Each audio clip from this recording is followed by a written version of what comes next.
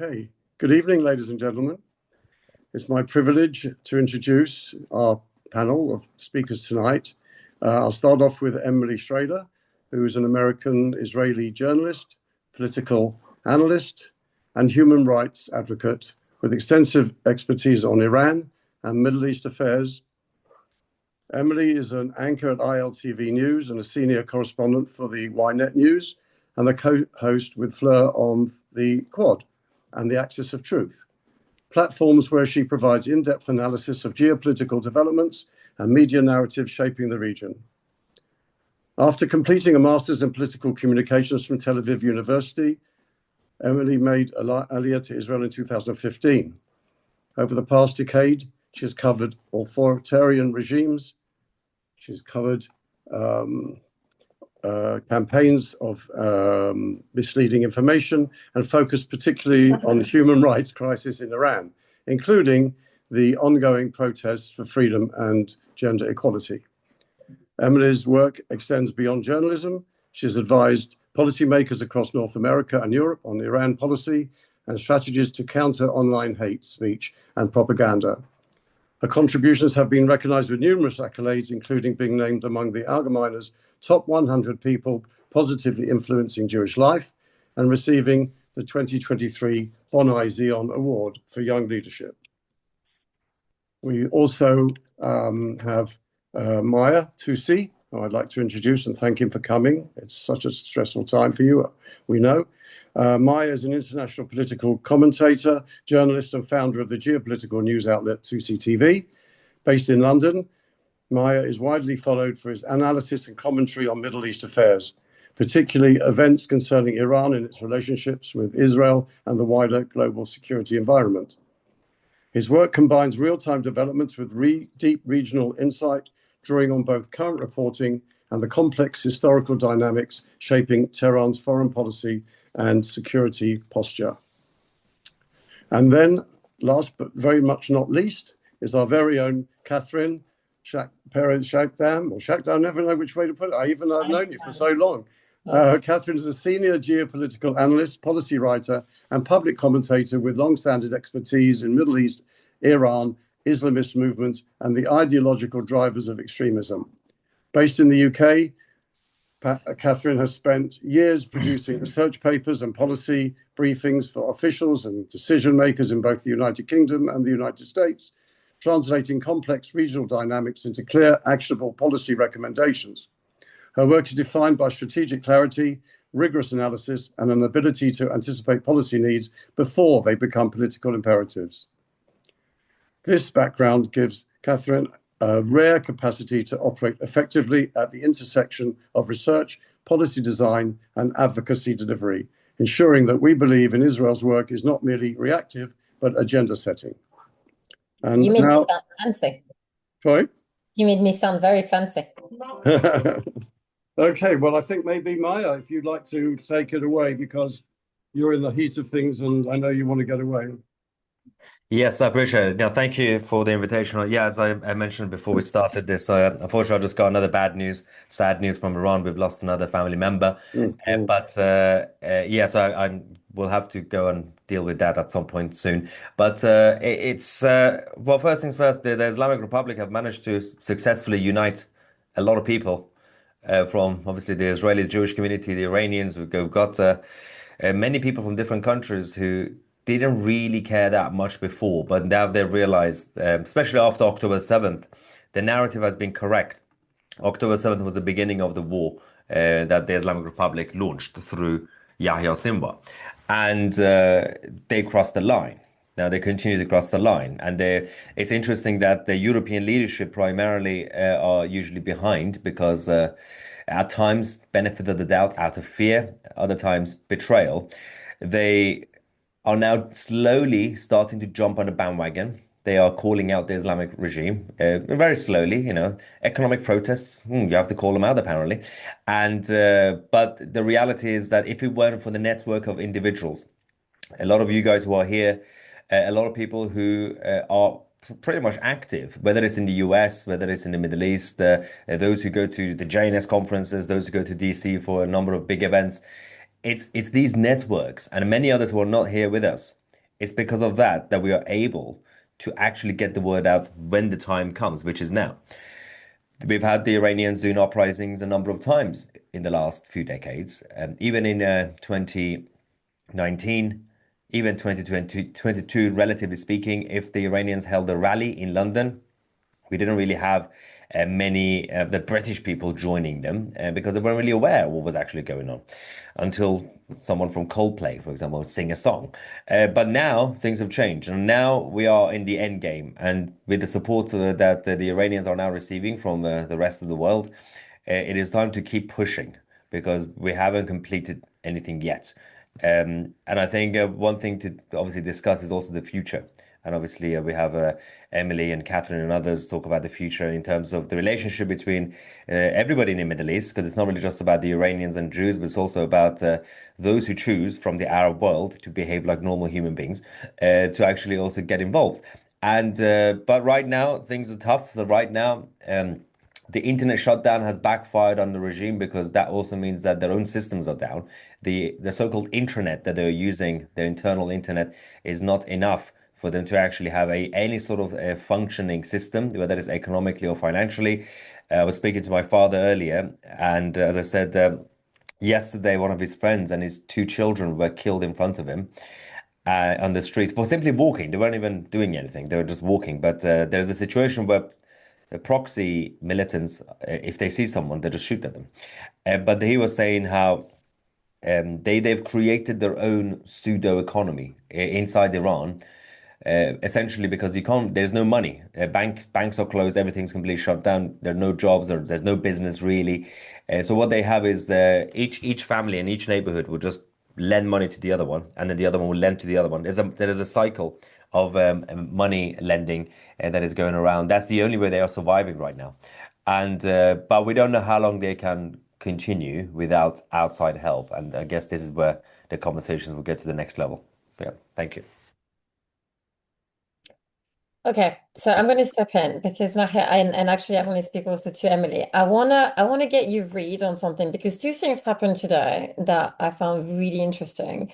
Is that for the very first time in a very long time, the Queen, Farah, stepped up and she issued a call for mourning, which I thought was lovely. We responded, we believe decided to write her a letter and actually extend our condolences to all those who lost their lives, unfortunately.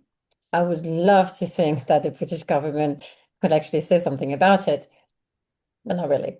And so I want to get your understanding of the situation because technically speaking, she is the one with, I would say, legitimacy in that she was appointed as regent until such a time where her son could be crowned Shah in Tehran. We all know why that can't happen right now, which is why we call him the crown prince and not the Shah. So do you think that because I mean she doesn't usually step up in that way and she's very much, the mother of Iran. I mean, this is how people see her. This is what they call her. She's a great lady. I have a lot of respect for her on the basis that she conducted herself with a lot of grace in the face of a lot of hatred thrown at her by the regime. Do you think that she could turn things around in terms of really rallying and helping the morale? Because people in Iran are not doing well. I mean, I've received countless messages of people who are terrified in the diaspora for their families and their families sending, cries of please help us. So first question would be, what do you think is going to happen on the back of this? And her son is stepping up too. Yeah, I He mean, used to. obviously the crown prince, it's kind of his duty to step up. So it's Mm, sort of like by choice, but he has no choice. yeah. But anything that people hear from the Empress Farah, is, Mm, is is even more powerful because people obviously it resonates with people because they see her as you were the queen, you were in Iran, and your husband was literally the last king, and they still remember those days as strong and stable. Anything that comes from her is even more powerful, with all the respect, than even the crown prince, on a more kind of emotional level. So it definitely helps, and obviously the crown prince has his own job in terms of obviously, as we're saying, stepping up and showing more robust language. But it is important because we don't hear much from her. It's a sort of like a weird analogy. It's the same with when the Queen was alive in the UK. She wouldn't say much about big things, but if every now and then she would come out, Queen Elizabeth would say something, and everyone's like, "Whoa, she said something." So it's like that, and Empress Farah is the same. If she were to speak every 2 minutes, then it wouldn't be as powerful, I guess. But yes, it definitely helps the morale in Iran. Okay, can I ask you a second question? I'm going to put you on the spot now. Is she going to call for government in exile? Because I think that would solve a lot of the problems that we've been talking about, and I've been banging on that issue because I think it's the way forward. And that's for me. Look, we're in a situation where you had a coup d'etat in 1979. Let's call it that because people Yeah. call it a revolution. I think it's a fallacy. Yeah. Now, in order to reinforce the notion that we need continuity and you need legitimacy, you cannot have, look, a revolution cannot happen without some sort of a transition that takes place and it needs to be orderly. Otherwise, it's going to be another Afghanistan or something worse. And my concern would be that the MEK would step up because they have been talking a bit too much for my liking lately, especially in America. And so, do you think that that's the only way forward? Maybe I'm wrong. I don't know because No. you literally Iranian, so you would know better than I do. So that's my wish because I think a government in exile will give us the lovely situation where diplomatic immunity would be rescinded and the embassy would have to close and she would have to appoint literally new people, which would solve a lot of the problem, especially in Yeah. terms of the frozen money. So, Even if it doesn't reach the result in that thing in terms of embassies, there is only a few things that the royal family could do and the crown prince could do. It's just a handful of things, and they've been doing some of it. And we've reached a stage where you have to, because you're dealing with President Trump. President Trump likes winners. He doesn't like people who moan and ask for help. And President Trump likes alpha. So you need to basically, instead of asking for help, you need to tell him, we are already winning. This is already happening. Would you like to join? Like, to jump on a bandwagon. You have to basically don't give an option to President Trump. And it not in terms of the Iranian people. It doesn't really affect people in Iran. They're having some sort of government in waiting because people in Iran already know. And people in Iran at this point, they're just saying, I don't really care if I have a government. Even if it's anarchy, I don't care. Just get rid of these people. yeah.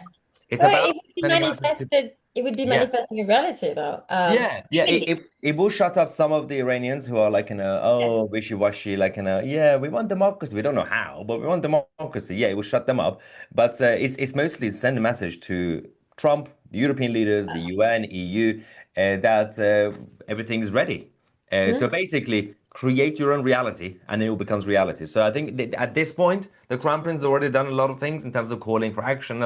What else can you do? It's this. Just basically say, we have the pre-written constitution for the transition period. We have this. Can we just call it? Yeah, Should we just just call do it it. ourselves? Just call it, Emily, and you can name me as the interim prime minister. I'm ready. there It's you fine. go. I'll come and help you out. So, Emily, because you actually met the conference, so I wanted to get your sense of, how do you see, and you're American, so how do you see things moving forward? Do you think that Trump will step up and actually, I don't know, maybe nudge him in the right direction? Or do you think what can we do to accompany them? It's interesting you brought up Empress Farah because I actually think that has, I mean, I can't speak as an Iranian inside of Iran, but I do know that outside of Iran, it has a very big impact. And I think that also what you recommended in terms of a government in exile is a great idea, not even for inside Iran right now, but for the international community who seems to have trouble accepting the fact that Reza Pahlavi is the leader that the Iranian people have been calling for across, pretty much all 31 provinces during these protests.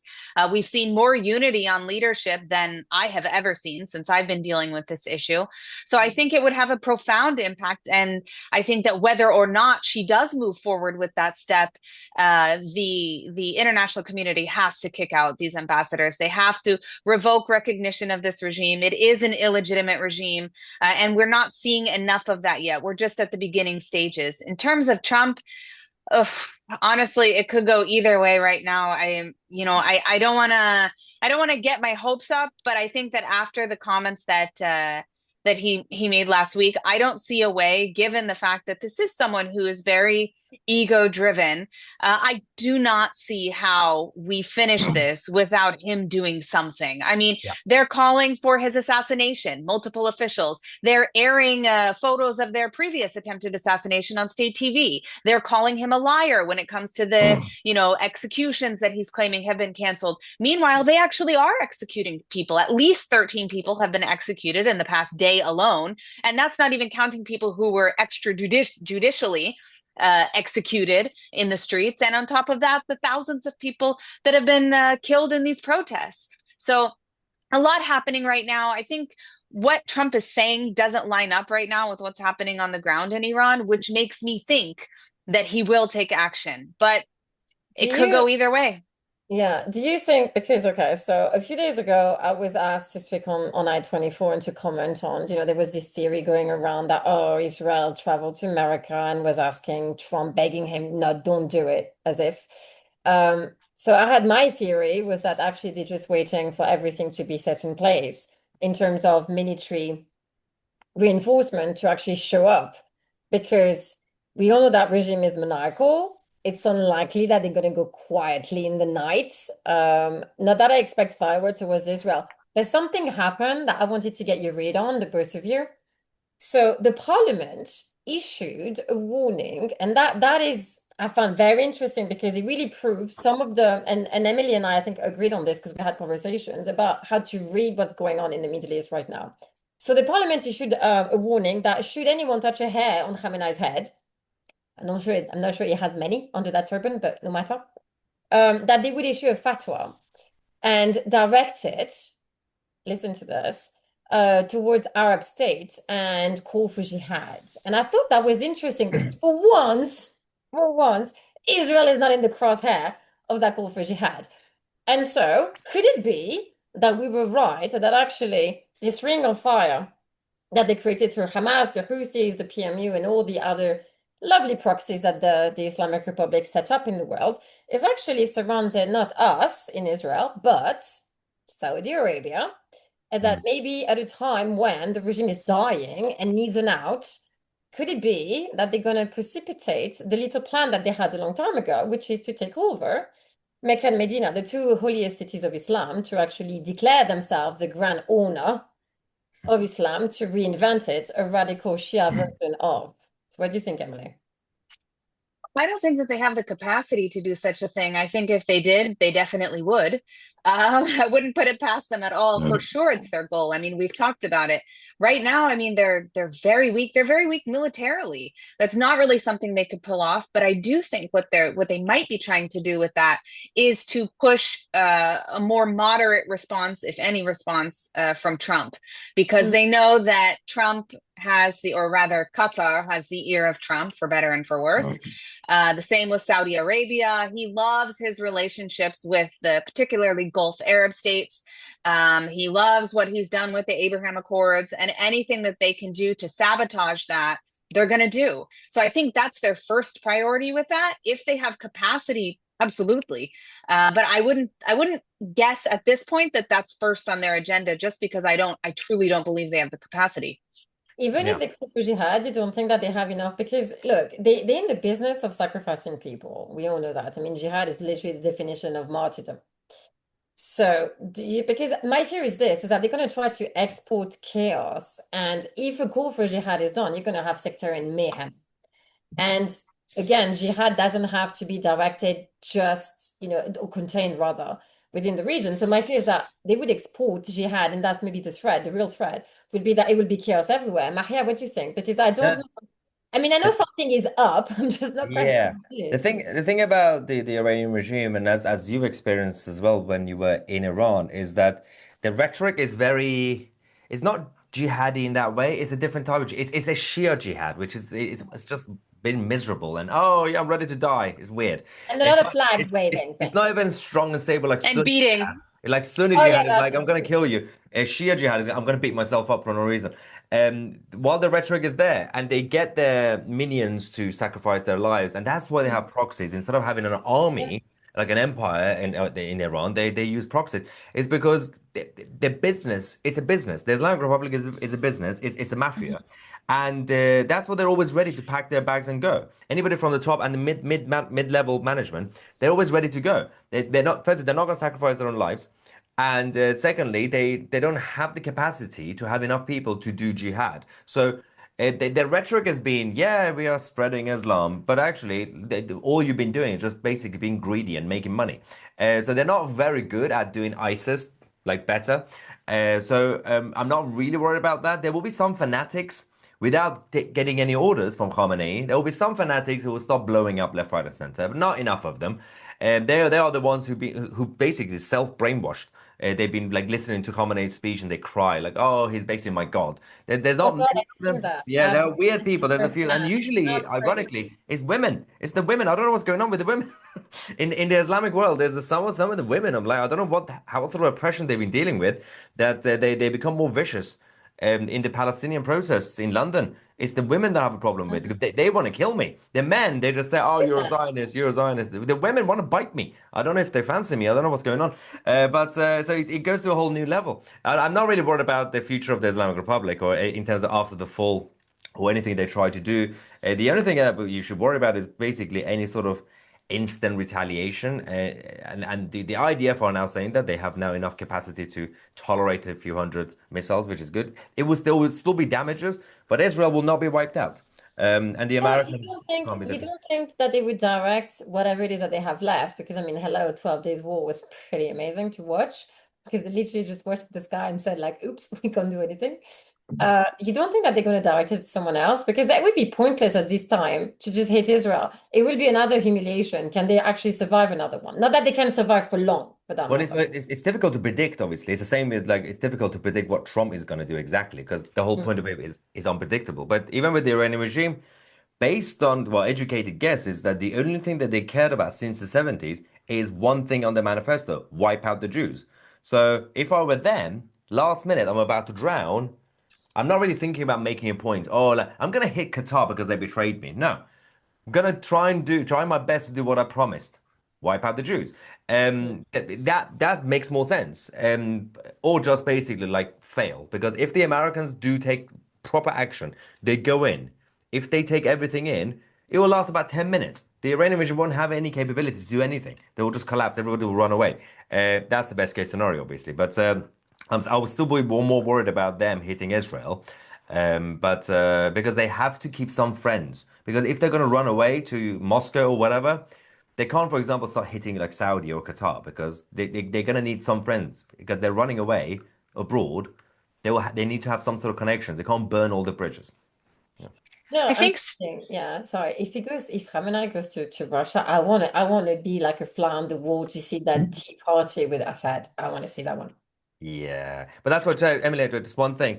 It's difficult to predict, well, Trump in general, but I do see one scenario where over the next few days, the US military is right outside, and then they will just knock on a door. Instead of actually taking action, Trump will say, "Okay, we're outside. One final deal, Khamenei, exit plan or something like this. Like in a day. And obviously, Iranians will not be happy because Iranians want Khamenei to stay. Right. But he might do that because Trump doesn't want to be seen as the warmonger, right? So he would say, "Yeah, one final conversation. Would you surrender?" And then obviously they're going to say no. Oh, I don't know. Would they say no? Okay, they're going to have to say no because they have no other option. They can't say yes. They can't surrender. Maybe they would do it behind closed doors. Maybe Khamenei's inner circle will make a deal. They will just run away quietly, and then the rest of the IRGC leadership will be abandoned. And then Trump will go in. That is a scenario I see because you can't really have a surprise war anymore. Everyone can see USS Abraham Lincoln is getting close. It's not really a surprise war. So we don't know what's going to happen. Emily, what's your read on things? Do you think that Trump's gonna go in? Do you think they can keep up? Or do you think because I'm like I don't know. I'm kind of in between. I'm secretly waiting for that conversation between Trump and Khamenei to say like knock knock and see what happens. Or maybe there will be a beat. Who knows? I do think that something will happen, but in terms of how they're going to respond, I do expect them to hit Israel also because Hmm. it positions them, even if they're going down, it positions them as being committed to something ideologically. Whereas if they very aggressively go after the Arab, even Sunni world, it's no longer putting them in the position of, oh, we are the liberators of Al-Aqsa. We are the liberators of Jerusalem, which is something that they've been obsessed with since 79 or even before. And, at least they can say, well, we may have failed or we may have died, but at least we gave everything we got towards Israel. So I would expect if it was all they have left, I do Hmm. expect them to hit Israel. I know that we can take several hundred missiles, and my primary concern is actually the cruise missiles that they have, which could be much, much worse. So hopefully we're able to take those out before anything even gets off the ground, if it comes to that, but it remains to be seen. Yeah, and also just one tiny thing, because of the unpredictability of the White House and Pentagon, usually, based on everything we know, the last few days, every time I wake up and I go to sleep, I'm like, okay, we haven't heard from Trump. Trump is not talking about Iran. That's a good sign. In fact, when Steve Witkoff came out earlier and he said basically the thing that will basically piss everybody off, that's usually a good sign. I'm like, okay, that's good. This is if everybody, including our own side, is getting angry, rightly so, because they're like, what is he talking about? Negotiating deal? That's usually based on what we know. Is usually a good sign. But again, it's one of those things like, wait, is it a bluff? Is it a double bluff? Is it a triple bluff? Are we being played? Who's being played? What's going on? But usually that's a good sign. Trump is not talking about, hasn't talked about for days about hitting Iran. That's usually a good sign because the military is moving. He's not making any comments about the military. Has not said one word. Isn't it? Because look, do you know the last time that I've seen that kind of movement? There's one Qasem Soleimani who just went bye-bye. Yeah, yeah. But I think to be fair, the stuff that we're getting, the mobilization is huge. Yeah, It's I've getting never closer. seen something like that. I mean, It's closer to what happened in Iraq in 2003. yeah, and I actually think even more than that, because it's I mean, look, you have the fleet as well, of the of Bahrain. So there's a lot of firepower coming his way.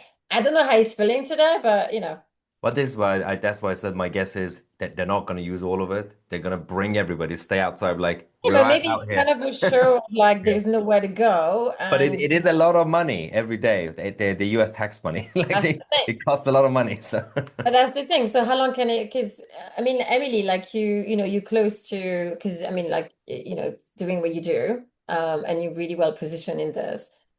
Do you think that is because I mean he can't back out now. Trump can't really back out. He committed already by calling everyone. That costs a lot of money. There's the risk of Khamenei closing the Strait of Hormuz, like he threatened to do many times over. I'm actually surprised that he hasn't tried to do it. So no, it's true. So that's I'm true. thinking what's going on because usually that's the first thing, and I'm surprised that they even haven't threatened. You know. I don't think they have enough people to do that. That's the problem. But then in this case, this is the end of all things. And I'm thinking, can we just click it? Just I know. bye. Can we move on to something else and talk about something else? It'd be nice. Look, Iranians deserve. I mean, I'm appalled by what is going on. But I wanna ask you, Emily, what have you heard in terms of the use of potential chemical weapons? Because there's a degree of hypocrisy that sickens me. Everyone was very quick to call, Gaza a so-called genocide, and I don't want to get into it, but hello, not a peep on Iran, and there's been massacres. I mean, it's sickening. Kids. I mean, Mahyar, you were talking about children being shot in the streets, and I've heard it many times over. What is going on? So I have heard some of the reports. I think I probably know just about as much as everyone else in this regard. I've only spoken to one doctor on the ground in Iran right now. He also said that he saw hundreds, possibly thousands, but hundreds of casualties, including many children with gunshots to the eyes in particular and the chest as well. We also he was familiar. He didn't see anything himself, but he was familiar with the rumors about use of chemical weapons. He said that there were other medical professionals who said that something like that had happened. There's no confirmation on that at this point, but there are very suspicious I guess effects or impacts from what people thought was tear gas, including like blistering, like blood-filled blisters days after, very like strange symptoms, and then people who had trouble breathing days after they were at protests. So it does seem that something was used or tested or whatever, at least in some capacity, because multiple people reported having these same similar reactions. I wouldn't be surprised. I wouldn't be surprised at all to see this. Exactly. They did it with the schoolgirls in the last uprising with the Masa Amini, the Women Life Freedom protests, the schoolgirls. I think it was like 9 or 10 different schools. They used chemical gases and made a whole bunch of them sick to prevent them from protesting, because God forbid we have young girls protesting.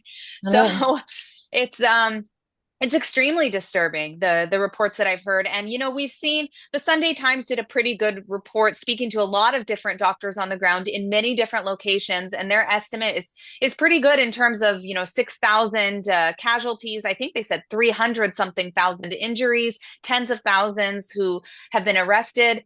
But every single person I have spoken to since this all started on the ground in Iran says there's no way it's 16,000. It's at least double. Every single person across the board.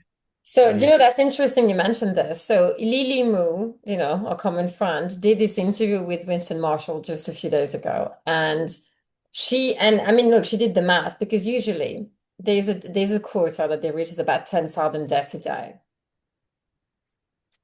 And we are day 7, 8? Or, this, I would say this violent crackdown. That concerns me because I'm not saying that, those are the numbers. But even if it's 20,000, yeah, no, yeah. Even if it's 10 or even 5, I mean, look, you want to talk about, look, the very definition of a genocide has nothing to do with numbers, but rather to do with the desire to, to go after a very particular segment of a population or, a demographic. Yeah. I think that killing people, calling for freedom would be the definition of that. Because it cuts across, many types, I mean, ethnicities or whatever. What are we waiting for to call it? Yeah, but just a quick thing, guys. First, unfortunately, I do have to run. But this is the second one is more important. We just got the update. Trump has now basically made a deal with NATO on Greenland. So no tariffs. This is going to be interesting because that means they're not going to talk about Greenland anymore. The last few days, that was the good distraction where he was just taking questions about Greenland. So if this is sorted, he's not going to put the tariffs on. He's withdrawn everything. Everything's fine now, which is going to put pressure on him and the White House, unless they planned it. We're ready to talk about other things now. This is now going to be interesting because that means probably from tomorrow onwards, questions are going to be asked about Iran and how they answer is going to be interesting. Will they be honest or will they just keep distracting everybody? So no more Greenland talks probably from tomorrow. Anyway, sorry guys, I do have to go. I've got to go take care of this situation. You, and our best to your family. And if you need anything, you know where to find us, Mahyar. Thank you, guys. Speak to you soon. Bye-bye. I'm sorry. Bye. So, Emily, so what do you see next? Because I've received tons and tons of messages from people, Iranians, and I want to talk about this with you in particular, because of course you're Israeli, of people saying Israel needs to do something, Israel has to go. So I'm going to share with you my opinion, and you're going to tell me whether or not you agree. The way I see it, I think we've done enough. And when I say we, I'm talking about, the diaspora. I see us as like Israelis in waiting. But I think that Israel has committed enough, and I think that enough lives have been lost to, in the defense of what the rest of the world should have done. I'm going to say it quickly. And I'm a strong believer that a revolution, however dramatic and painful it may be, needs to be earned by the people in question. And in this case, we're talking about Iranians. It's not like they need to earn it because they were born free. Is that I feel that it's not for any other nation to kind of do it for them because then it's not theirs. I don't know if you share that view because I'm curious. Well, I disagree with the first part, but agree with the conclusion, if that's possible. And I'll explain. Of course, I think that the revolution and what happens in terms of future governance of Iran has to come exclusively from the Iranian people. It cannot come from anyone else. But I do think that, well, first of all, we don't know everything that Israel's doing. I'm sure it's more than what we've heard about. And I think that is very wise on Israel's part because of exactly what you said, that it does need to be something that happens, from the people. And I think it's very clear that that's what's happening right now. The vast majority of what we've seen is people risking their lives and, even children's lives in some cases to protest and to voice this call for freedom. That said, I do think that Israel, especially if the United States gets involved, can do and should do more I think that they need to continue to pressure, just like us as activists do. They need to continue to pressure the international community as well, because the day after the Islamic Republic falls, there's going to be a big fight after that as well. When it comes to the IRGC in particular, they have billions and billions and billions of dollars in other countries. And that is something that has to be contended with. That's something that has to be dealt with by those governments. There needs to be accountability for the crimes against humanity that have been committed. And that's not something that's up to exclusively, at least, the Iranian people, especially given the fact we know that many of the mullahs will get out as fast as they can and take everything they can with them to another country. So we may have no other recourse other than pursuing justice in the International Criminal Court or the International Court of Justice, or through sanctions enforcement or asset freezes. All of these things are things that the international community needs to continue to pressure on, even well after there's been a transition in Iran. Otherwise, we risk the IRG, which is, I view this as the worst possible thing that could happen. Khamenei is taken out, but the IRGC maintains the power. That's my fear as well. But I see, I agree with you with that part. I was referring to military intervention on the part of Israel, because this is the thing that worries me, and this is what a lot of Iranians have called for. And I'm thinking, maybe enough is enough. No, I think Israel should intervene militarily, not alone. But I do think they should with the United States, if for no other reason than we work really well together. And I think it's important to have as much firepower as possible, especially in the Air Force, when it comes to preventing the Islamic Republic from being able to get these missiles off. Like I said, the cruise missiles is a huge issue.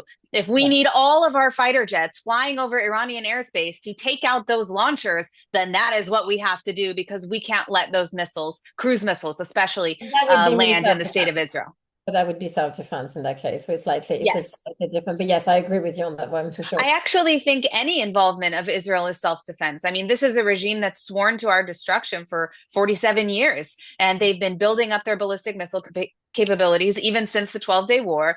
They have been funding terror proxies even since October 7th. They have been trying to rebuild their nuclear facilities. They still have a huge amount of highly enriched uranium that we don't know where it is. All of these things are legitimate reasons for Israel to engage in military action right now, aside from the humanitarian issue. So I think that anything that Israel does on the military front is completely legitimate and justified as self-defense. But I do think that, especially if the United States gets involved, that Israel should assist militarily. Okay. There's one more thing I want to address before we take any questions from the public. It's the call for proscription. So, as you know, we believe in Israel, and the National Jewish Assembly have worked on a parliamentary briefing. I'm going to send it to you. And we're calling for the proscription of both the Muslim Brotherhood and the RSGC on the basis that they very much work together. And when they don't, they kind of complement each other in a, I wouldn't say lovely way, but rather a terroristic way. And so our argument so far has been that as far as the UK is concerned, because we live in the UK, it's self-preservation, it's a matter of national security. We have said it for many years. We will continue to say so. Now, what I don't understand, and I want to get your opinion, is that we're running out of time when it comes to the regime. Thank God. But there's an opportunity for this Labour government of ours to actually do the right thing for once and get political brownie points, in that they could say, well, we stood by Iranians and the Iranian diaspora in the UK, protected them by offering a legal shield, and proscribed the Muslim Brotherhood. That has been proscribed by many, many countries, including Arab countries. And the IRGC, on the basis that they are committing crimes against humanity and operating under our nose in the UK and promoting acts of terrorism. But they're not doing it. And I don't understand the why, because my thinking is this. First of all, Iranians have a very long memory. I think that once the regime is gone, they're going to look around and decide who was with them and stood by them. So I think Israel is good. not quite sure that the UK could sell that one when it comes to negotiating a trade deal and say, hey, we would like to have cheap energy, people. What are we going to say? By we, I mean, I'm not the Labour government, thank God. What are they going to do? I don't understand. And I want to, you know, you're a lot more familiar with that, you know, that side of things. What do you think? Well, I think it's the primary problem here is moral cowardice. And that's not exclusive to the Labour government. It also applies to governments prior to that as well, who have failed to designate the IRGC. I think that there's a lot of money in London from the IRGC, also from the Muslim Brotherhood, of course, but from the IRGC, and money talks. And when these organizations lobby against the IRGC designation with all the excuses that we've heard from groups like NIAC in the United States or CASME in the UK and many others as well, you know, they pull out all of these excuses. Oh, well, it's a national army. It's not. Okay, the IRGC is not the army of Iran. It's the Islamic Revolutionary Guard. Yeah, their task is to protect the mullahs. Then it's not to protect the nation of Iran. And so this is a completely misguided claim. I've also heard all kinds of excuses about how there needs to be a legal precedent of them, you know, trying to kill someone. That's happened on UK soil. There needs to be a terror attack they've committed. Wow. That's happened on UK soil. I mean, every single excuse in the book they cannot use anymore.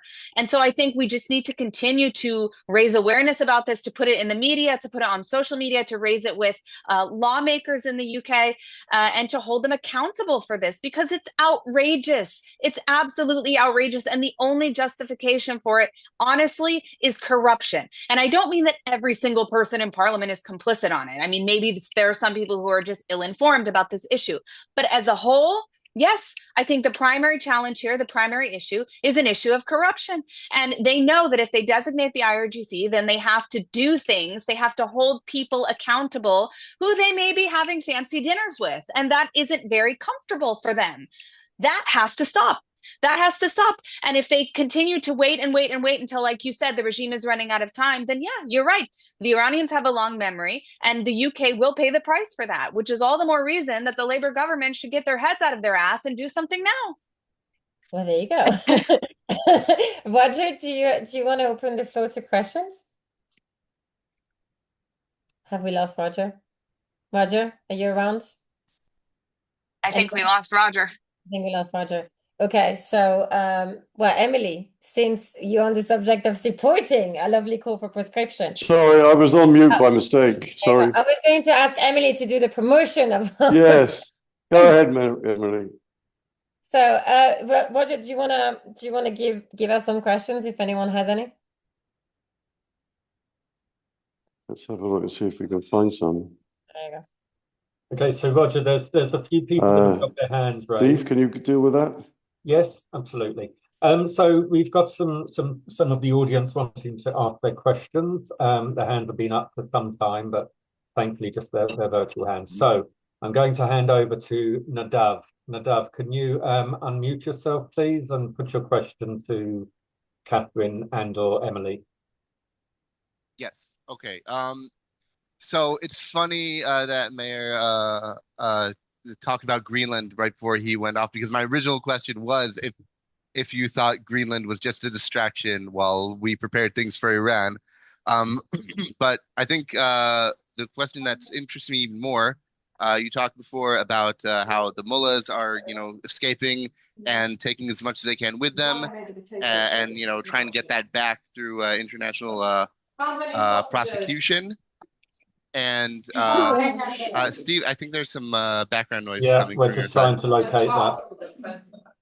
Yeah. So my question is, after everything goes down, after the smoke is cleared and it's time to rise up as a new Iranian nation, how do you think, should Israel get involved with restoring Iran's economy? Should the U.S.? What do you think should be the process of rebuilding Iran? Do you want to go with this one, Emily? Yeah, I can start, and then feel free to jump in or add. I think when it comes to Israel, yes, Israel should do everything they can to enhance cooperation and trade. Iran is going to need a lot of help on a lot of different fronts that Israel is quite strong in. The first one that comes to mind, obviously, is water. So this is a way that Israel is going to immediately do whatever we can in order to get Iran back on its feet, which is in the interest of the entire region, of course. It's the largest economic market in the Middle East, huge opportunities for the entire world, but also for all of the Middle East, and also a huge opportunity for a new form of alliance between the state of Israel and Iran that could really be the two superpowers of the Middle East. Now, the Arab states won't like that very much, but I think it will be much better for the entire world, actually, also in terms of energy, also in terms of security. And that's something that I very much look forward to seeing. And we have seen Israeli, officials from left to right advocating that and calling for support for those kinds of initiatives. And we've also seen that through the Crown Prince's plan, what he's proposed, and also his visit to Israel several years ago now, that this is something very much on his agenda. And he reiterated it just a few days ago. So I do think that Israel should do everything they can in order to help Iran get back on its feet, especially economically and in other ways that we are able to help. On the United States side, I don't know how much, nation building type stuff they're looking at doing, because I have no idea what they're planning on doing in terms of military or bringing down the regime, if they're trying to make a deal before or not. It's all of those are going to be a factor in how they approach the post-Islamic Republic Iran. So I don't really have an answer for you on that in terms of the United States, but on Israel for sure. If I can add something, we actually produced a paper, it was a month ago. I think it was actually a year ago, where we talked about the Abraham trade route. And the idea was, and I'd like Trump to listen to that podcast, if we're lucky enough, was to actually link, because Afghanistan is landlocked, as you all know, and to actually connect Afghanistan to Iran through Bandar Abbas and allow for a new trade route to basically cut across and not rely on Bab el-Mandab, which would mean that the Houthi would still have, the ability to pirate their way through, to bypass Qatar if we can, because they haven't been really genuine actors, or at least not in a nice way, and go through Dubai, across Saudi Arabia, and onto Israel, and opening, an opening onto the Mediterranean. That would transform the region. But most importantly, it would allow for our Arab friends to have an interest in preserving the security of Israel. And I think, and this is, I'm paraphrasing what Shimon Peres once upon a time said, and he was a very smart guy, is that, we need to be innovative in the way that we do things. And I think that self-interest and self-preservation are the best guarantors of peace. And we don't need people to like us to understand that it is healthier for them to be friendly and actually to make a lot of money. And Israel is a tech hub. I mean, even during this war against Hamas, Israel still managed to come up with breakthrough after breakthrough, and to do really well indeed in terms of raising money for startups in tech. And so it really shows you that no matter what you do, there is no putting us down, people. So that's, I think, is the best case scenario. And I think it will happen because the Crown Prince, if I'm not mistaken, said something to that effect, that he was thinking about doing a new trade route, and it would make sense to me. And it would allow, if Trump is listening, one can dream, it would allow to contain China, because then there's a whole brand new route, and again, you're connecting Afghanistan that has, oodles of natural resources. It makes sense to me, but the mullah needs to go.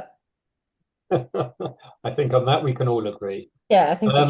Okay, thank you. Okay, Nikki, if you could kindly unmute yourself. Thank you. Ladies, first of all, thank you so much for everything you do. I've been at the last 2 protests in London stewarding, and you're both amazing. So my question is, I read on Sky News the other day that China has sent warplanes and a huge amount of weaponry to Iran. Is that true? Is that something we should be petrified of too? What else is new? They have done it for, they have done so for quite some time. I think that China is actually quite desperate to maintain cheap oil going its way, because they are benefiting greatly. What I find interesting is that no one talks about Russia. Russia is on the sanction too. And so Russia found itself in a tricky situation whereby Iran is actually a contender and pushing prices down, which is not to the liking of Mr. Putin. So I think it's very interesting. Now, China is power hungry in terms of energy hungry rather. And so, and they invested a lot of money in infrastructures in Iran, and they pretty much own every seaport, including a few islands as well. So I think it puts them in a situation where they're thinking we need to consolidate our position and try to salvage where we can. But it's a sinking ship. So China may soon learn too that Iranians do have a very long memory. Go negotiate something after that would be fun, because I think they're going to find that the price of crude is at a premium.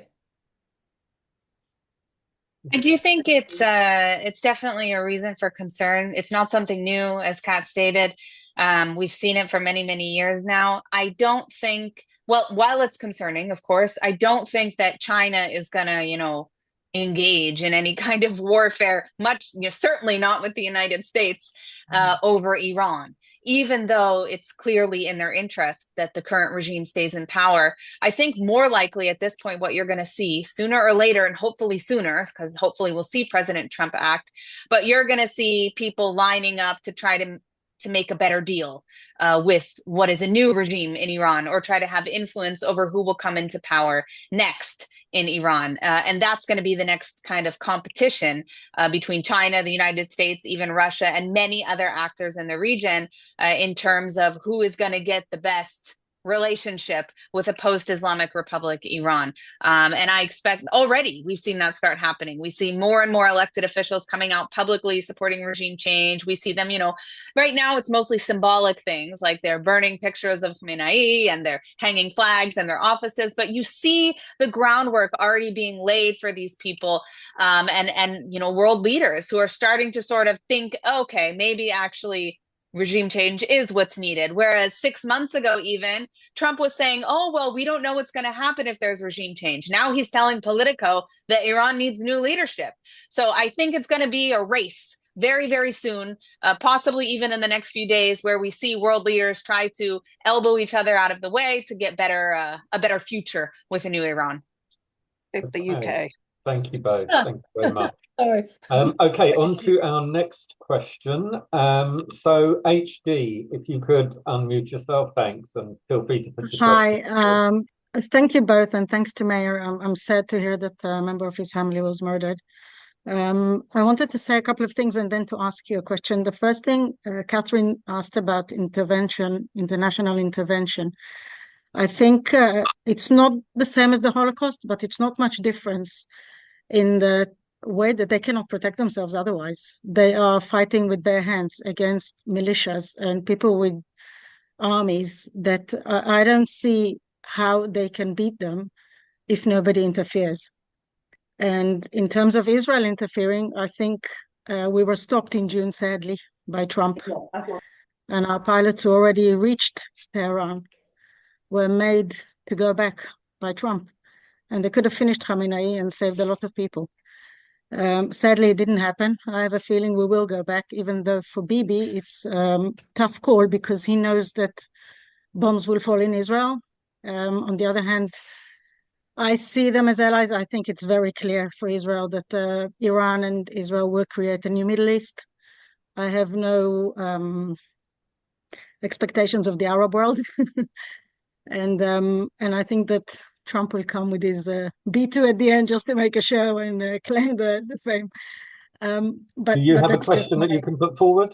Yes, the question I wanted to ask, I read today, which is, I'm not sure how it's going to pan out, that the Minister of Interior has said that he will not support the IRGC anymore. And he refused to come back to office. You mean of Iran? The IRGC Interior Minister said this morning he will not return to office and he opposes what the IRGC are doing. And I wondered whether you've heard of that. How true is it? And what are the implications if you think he has any power? I did see this morning. I believe it was an official in the ministry. I don't think it was the minister himself, unless there's been an update. That's what I read this morning. It probably is true. There are a lot of military and police that are increasingly defecting. There are more and more videos of this that are coming out. Is it substantial enough in order to actually provide some sort of security support for protesters? No. We know that, at least so far, it's not any kind of organized or coordinated defections. However, we also know that, for the last 6 months or so, the Crown Prince has been building his platform and reportedly has, several tens of thousands, 30,000 something defectors from the armed forces as well, people who have signed up to follow him. So it may be something that we see more of in the coming days. Kind of what I mentioned about how I think there'll be a race to see who can build a better deal with a new Iran. You're going to see the same thing inside too. You're going to see people, jumping ship off the sinking ship to try to get the best deal for themselves. And some of them will be genuine about that, and some of them not so much. I think we need to be very wary of people who came from the IRGC and from the Iranian government, depending on what level they were, because a lot of people with blood on their hands are going to try to get out of this just like the Nazis did and say, oh, we didn't know, we had nothing to do with it, when really they did. And that was actually one of the reasons I was so frustrated by the report that was in Israeli media. I believe it was yesterday, but perhaps the day before, claiming that Zarif had a call with Reza Pahlavi. This is something that was denied by Zarif's office even. But the way it was worded sounded like it was an intentional sort of psyop, like a disinformation operation, in order to sanitize the idea that some of these regime officials are redeemable. And by that, I mean reformists, that perhaps we could work with. Oh, they're not as bad. No. Yes. Zarif has blood on his hands. I agree with you. I think it was a phishing operation where they were saying, like, oh, what if it were true? What would you do?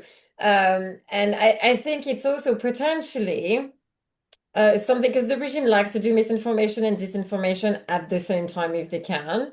I think they wanted to see if anyone would bite. Yeah. By the way, I have sources I spoke to in Iran who told me that 2 days before the report was in Channel 14. And I pursued it with everyone I knew, asked around all the contacts that I have, friendlies and unfriendlies. Nobody could confirm it. Several people denied it. And then 2 days later, I see that it shows up in some report that came through to Israeli media. Okay, something's off there. Definitely. Okay, thank you. I think we have time for one more question, Steve. Sorry, one more question, yeah? Okay, so we'll go to Mike. If you can unmute yourself, please, Mike. No. Did we lose Mike? Can you hear me now? Hello? Hi, can you hear me now? Yes, we can. Thank you. Awesome. Thank you very much. This has been brilliant talk, and thanks for all your work. It's fantastic. It's kind of a follow-on about the IRGC, really, and two things. First of all, there's hundreds and thousands of them, right? It's not just the leadership level. There's hundreds of thousands of people who work or serve the IRGC. How do you undo that? So that's kind of the first part of the question. And then the second part is, what military action do the Americans take that don't completely threaten the lives of Iranian civilians while they're threatening the lives of the Islamist leadership, the regime leadership? How does that work? Bombing what? Attacking who? Avoiding, the death of many civilians at the same time?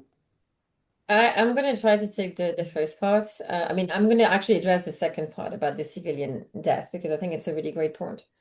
So I'm going to say this, and people won't like it. Unfortunately, if people actually were able to recognize that what Israel did in terms of developing, this kind of warfare that involves close proximity with civilians, and if people had learned to listen and to maybe learn to be taught by, then we would not be in that situation. Because that kind of expertise is going to be absolutely necessary. Israel has been absolutely fantastic in terms of the ratio and how many civilians. Unfortunately, it's a war. When you have a war situation, people die. It's always a tragedy, but there are ways to reduce civilian casualties. Israel, again, I think has perfected the art of protecting civilian lives. Now, what worries me is not so much how do the US, potentially Israel and other actors would prevent civilian death, is the desire for the IRGC to kill as many people as they can and pass it off as if it was as a result. Yeah. You all see what happened with Hamas and how quickly they say, oops, a hospital was bombed. I don't know how many people died. And then we learn weeks later, days later, that actually it was their actions and not that of Israel. So I fear that you're going to have that kind of actions. But I would say this, whatever happens from now on, people in Iran needs to get away from that regime. And this is not a kind of far away situation. It needs to happen right now because people are dying. And the how to say that, I have no words to try to describe to you the level of violence that they face and the threat of, it's insane. There's no words. I don't think, and I think that I don't like to use it, but the Shoah would come close to mind in terms of the level of the torture, the mental inability to breathe. It's they want to occupy your brain, and it's a war against life and God, truly. That's the best way I could describe it. So people need to, you can't ask them to just call it a day and say, can we please sit this one out? People will die, unfortunately. It's a tragedy. But I would say that freedom demands it. It's sad to say, but it could have been prevented if the UK had actually acted decades ago, years ago. I mean, even, but now it's too late. Now people will die. And we said that before. Emily has been very eloquent when it comes to talking about exerting immense effort now to try to dislodge this evil. So I'm going to leave you the rest, Emily, but I got no words other than yes, people will die. And it's on, I would say, the international community's hand. It's not on us. I will say that if we look at the 12-day war, it actually is a pretty clear example of how we can expect the Iranian civilian population to respond to a, bombing campaign. Unlike Gaza, when Iranians are told to evacuate, they evacuated. Millions of people evacuated from Tehran, for example, which is only one city. That doesn't happen in Gaza. And that's a huge reason that you have a lot of the high civilian casualties that you have in a war.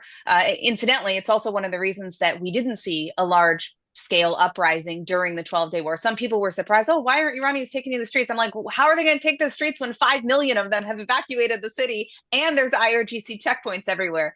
But I do believe that Iranians will act responsibly, assuming that they're given enough notice. Everyone I spoke to during the 12-day war took it very seriously and appreciated very much the way that Israel approached that. I expect the United States will do a similar thing.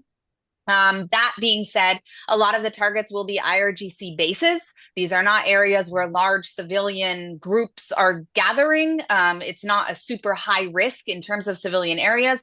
The areas that are problematic are areas where there are senior IRGC officials, but that can be dealt with the same way that we saw during the 12-day war. It can be targeted assassinations, which I'm sure the US is keen to do just as much as the state of Israel. And we also have seen repeated warnings to Iranian citizens to stay away from these individuals. And Iranians know where they live. They know what neighborhoods they're in. They have a lot of information just from being on the ground about who these people are. And I do trust that they will do everything they can to avoid casualties. I also am worried about false flag attacks, about false attribution of killing Iranians at the hands, the regime killing Iranians and then blaming others. But we can't let that stop us from doing what's absolutely necessary to get rid of this evil. That has to be the first priority. And unfortunately, we probably will see some bloodshed. In terms of holding the IRGC accountable, and the thousands or hundreds of thousands of members of the IRGC. This is one of the things that has prevented some countries from designating the IRGC because they claim, Iran has mandatory military service and some people are drafted into the IRGC. They do not have a choice. When you designate a terrorist organization in most Western democratic countries, a mandatory service is already exempted. So this is a complete misnomer, this excuse. It doesn't apply at all. I think that when it comes to the IRGC, we need to collect information. We need to collect lists of who is on it, who is involved with it, and they need to be pursued until the end of time, the same way that members of the Nazi Party were. Does that mean everybody's going to get the death penalty? No, some people were involved in it because they didn't have a choice, but that's going to need to be evaluated. And it's going to take a long time, and it's going to take a lot of effort. But again, I know there are Iranians who are already working on this project, who are already working on compiling evidence of people within the IRGC and within the system who need to be held accountable for these crimes against humanity. And I am hopeful that we can continue to do that in the years to come after Iran is liberated as well. Okay, Amen. thank you. Thank you very much. So look, we're now, both our guests are based in Israel. So Kat is visiting and Emily lives there. So it's their 10 o'clock, it's past their 10 o'clock. It's been a long day for them both. So Les and June, I can see you've both got your hands up and you've had them up for some time. If you would like to send your questions to us via email, we will do our very best to reach out to Emily, to Catherine, and to Mahyar and get some responses for you. So if you email us at office@nja.org.uk, and we'll do our very best to get your answers for you. And now that leaves me just to hand over to the chairman of We Believe in Israel, with whom the NJA are now formally partnered, to do a vote of thanks. So Simon, over to you. Yeah, good evening all, and it's a pleasure to be with you on this Zoom, and I think it's been really, really interesting. Emily, a pleasure seeing you since Sukkot, and was great to host you, and I'm very glad that you kept in touch. And Kat, I'm going to see you very soon, joining in Israel. Yeah, yes. The second thing I'd like to thank every one of you for joining. I think it's first of all, we could have gone on, and I see that a lot of people wanted to ask questions, and we are all passionate about what's going on. It's very clear. I'm not sure that we all caught the importance of what was happening, as we are the third participant in the debate, in the panel. He had to leave. Mahyar had to leave because he had lost another family member today. So it means we're not talking about theoretical things. We're talking about, unfortunately, events which are unfolding as we speak, and in quite a dramatic way. Now, somehow it might be frustrating because we're getting passionate, and we also feeling in a way a bit, well, what can I do? Well, it's great. I'm on the Zoom. I like to help. And I think that there are many ways to help. Obviously, when there is a demonstration, when there is a campaign, when there's a petition, we need to show that we care, and not only about Iran, but anything which touch about Israel and the defense of Israel. And we have been on the back foot for way too long. We have been before even the 7th of October, we were very careful not to upset anybody. And the reality is that it didn't help, because when the 7th of October came, we actually didn't get any slack for that. We were actually going through everything we could in order to be careful with what we say, what we do. But at the end of the day, nobody accepted that. And as soon as we started to defend Israel, we got a massive backlash, and backlash is a mild word. So that's one of the things we can do. The second thing is what we do at NGA, and We Believe in Israel. We are now together, and if we are together, it's not because NGA was not strong enough alone, or because We Believe in Israel is hegemonic. It's not at all that. It's because actually we realize that as small, fragmented organization, we can't have enough of an impact. And clearly, we want to have an impact. We need to have an impact, because if we want the diaspora, the Jewish diaspora, to survive, but not only survive, to live and thrive in outside of Israel for as long as the Mashiach is not here, we need to have an impact, and we need to be able to have a voice. And that's why these organizations have been joining forces, and they are now together. And it's not actually just us. You're going to soon have more news, and there's going to be many more things happening very, very soon. And you'll see that we are starting to get organized. We are not going to stay on the back foot. What we need from you, your support, your continued support. And if on the next Zoom we are 500, 600, 700, 1,000 people joining, well, first of all, we may have to change our subscription to get 1,000 people. But besides this technical point, we will be thrilled because every one of you is an ambassador. We have to be ambassadors of the light. We have to be ambassadors of positive and constructive discourse for Israel. And the second thing, of course, we need is your support, your whatever you can do by signing, by contributing, donating. Not everyone is able to come to demonstration. Not everyone has enough time to sign a petition or to read the articles or to click online to repost. But actually, everyone can, in a way, also contribute by donating, or by, if you can donate, because not everyone can donate, you can speak about We Believe an NGA to other people that can donate, that can help. It's really important because that viral activity is what's going to allow us to grow and to have an impact. And last year, We Believe in Israel, which is a tiny organization, was able to support actively the prescription of Palestine Action. If it was not for the work that Kat, Liz, many other people have done, we would not have been able to prescribe Palestine Action. And this year, objective is to get both the Muslim Brotherhood and the IRGC to be fully prescribed in the UK. It's time. And as Emily said, too many excuses for too many years. And we can't support this corruption. So I think that tonight was an incredible example of the level and the depth of insight you're getting. Because what was said here tonight is certainly better than what you can get in CNN, Sky News, BBC, if ever we're going to talk about it. And not only that, it's brought by people who have been on the ground, who know as we say in Hebrew, the nefashot ha'poalot, the players in play there. And that's a level of insight you're not going to get anywhere else. So please continue to join, continue to bring other people, continue to support, continue to contribute. And together we are going to have an impact. We are going to have a voice, and this voice is going to be heard, and they better be ready for that. Thank you very much. Well said.